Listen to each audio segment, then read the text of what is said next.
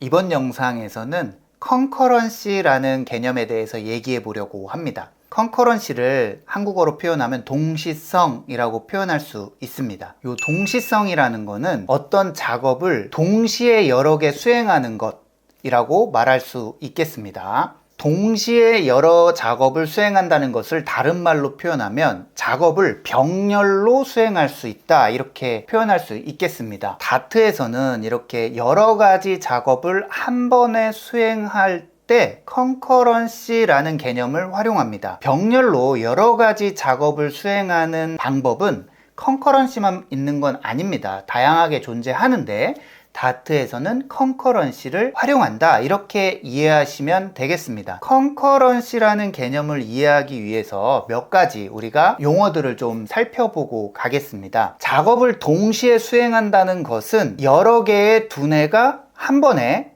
연산을 한다고 생각할 수 있겠습니다.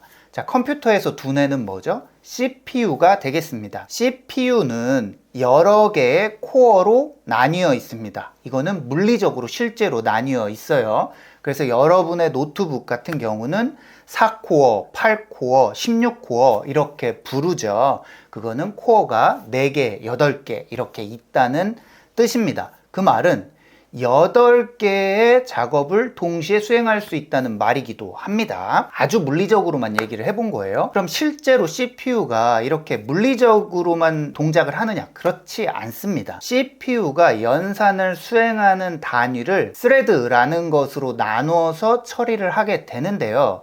이 스레드는 논리적인 개념이에요. 그래서 4코어 CPU더라도 스레드는 16개 있을 수 있습니다. 그러면 4코어 CPU에서 16개의 스레드를 활용해서 연산을 한다는 것이죠. 그러면 우리는 16개 단위로 뭔가 작업을 병렬적으로 처리할 수 있게 되는 겁니다. 그럼 그게 정말 원칙적으로 말해서 16개 작업이 병렬로 되느냐? 그럴 수 없습니다.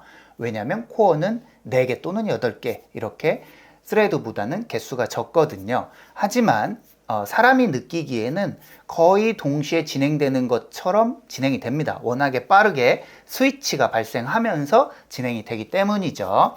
자, 그러면 다트에서 이렇게 병렬로 여러 가지 작업을 진행하는 거를 컨커런시라는 개념으로 구현한다고 했는데, 컨커런시는 어떻게 동작할까요? 실제로 이 컨커런시는 스레드 한 개만 활용하게 됩니다. 그러면 나머지 여러 개의 스레드는 놀고 있느냐? 그렇지는 않습니다. 우리가 프로그래밍을 짤 때 내 함수가 동작을 하는데 이게 온전히 내 코드로만 동작하나요? 그렇지가 않고요.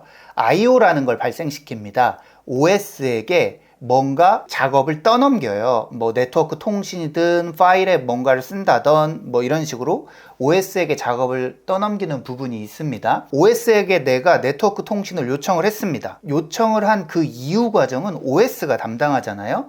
OS는 이 스레드를 적극적으로 활용을 합니다. 다트 내 코드는 스레드를 단 한 개만 활용을 합니다. 그래서 다트는 싱글 스레드 언어라고 부릅니다. 다트는 싱글 스레드를 이용해서 컨커런시를 구현하는 게 불리할 텐데 왜 싱글 스레드만 이용하느냐? 싱글 스레드를 이용함으로써 안정적인 면들이 있습니다. 그리고 원한다면 스레드를 늘려서 쓸 수도 있습니다. 그래서 다트에서는 컨커런시를 이벤트 루프라는 기술을 이용해서 컨커런시를 구현을 하고 있고요. 이때 싱글 스레드로 구현이 됩니다. 하지만 내가 여러 개의 스레드를 쓰고 싶어. 그러면 isolate라는 걸 이용해서 스레드를 늘려서 사용할 수도 있겠습니다. 자, 그럼 다른 언어들은 이 동시성 또는 병렬로 작업을 동시에 수행하는 걸 어떻게 구현할까요? 언어마다 조금씩 다르겠지만 실제로 멀티스레드를 활용해서 동시에 작업을 수행하는 언어들도 있습니다. 그리고 다트처럼 하나의 스레드를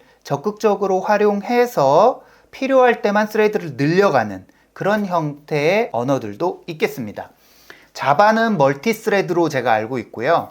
코틀린은 코루틴이라는 개념을 통해서 이렇게 동시에 작업을 수행하는 걸 구현한다고 알고 있습니다. 다른 언어는 제가 잘 모르니까 이 정도로 그냥 용어 소개하는 정도로만 하겠습니다. 어쨌든 다트는 이벤트 루프라는 것을 통해서 컨커런시를 구현하게 됩니다. 우리가 집중적으로 공부해야 될 것은 이벤트 루프입니다. 이벤트 루프는 기본적으로 큐라는 구조를 활용해서 스케줄링을 하게 됩니다. 그래서 큐라는 구조가 뭔지 가볍게 알아보도록 하겠습니다. 화면을 보시겠습니다. 큐라는 구조는 기본적인 데이터 스트럭처입니다. 우리가 흔히 스택, 큐 이 두 가지를 가장 많이 사용하는 데이터 구조로 볼 수 있는데요. 큐는 선입선출이라고 우리가 말하는데 타스크를 큐라는 구조에 넣습니다. 요거를 우리가 인큐 한다 이렇게 표현합니다. 자, 그러면 타스크가 이렇게 순차적으로 쌓이게 될 거잖아요. 그쵸? 자, 이게 1번 타스크가 될 거고 요게 마지막에 들어온 3번 타스크가 될 겁니다. 자, 그럼 Q는 뒤에 들어온 3번 타스크가 나중에 나가는 형태예요. 1번이 먼저 Q 바깥으로 빠져나갑니다. 이렇게 우리가 정의하는 게 Q고요. Q에 타스크가 들어오는 걸 인Q, Q로부터 타스크가 빠져나가는 걸 DQ 이렇게 부르고요. Q라는 데이터 구조는 선입 선출이다 이렇게 표현합니다. 영어로는 FIFO 이렇게 표현을 해서 first in, first out 이렇게 표현을 하고 있습니다. FIFO 이런 식의 표현은 매우 보편적인 표현이니까 여러분들도 알아두시면 좋겠습니다. 자, 정리해보면 다트는 여러 개의 작업을 동시에 수행하기 위해서 컨커런시라는 개념을 활용하고요. 이 컨커런시는 이벤트 루프라는 방법으로서 구현됩니다.